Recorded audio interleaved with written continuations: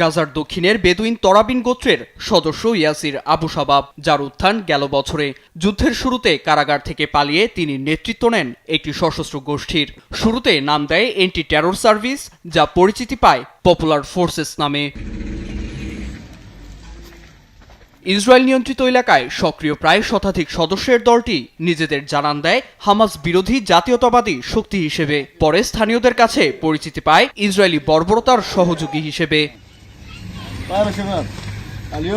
মাদক সংক্রান্ত হামলায় দীর্ঘ কারাবাসের পাশাপাশি ইসরায়েলি ঘনিষ্ঠতায় গাজার বেদুইনদের কাছে গ্রহণযোগ্যতা হারায় শাবাব। তার মৃত্যুকে অন্ধকার অধ্যায়ের অবসান বলছেন স্থানীয়রা। একাধিক আন্তর্জাতিক গণমাধ্যমের খবরে বলা, আবু শাবাব নিজেকে বড় রাজনৈতিক শক্তি হিসেবে গড়ে তোলার চেষ্টা চালায়। হামাস বিরোধিতা ও ইসরায়েলের ছায়ায় ফিলিস্তিনিদের উপর নিপীড়নের পাশাপাশি উপত্যকায় ইসরায়েলি বাহিনীর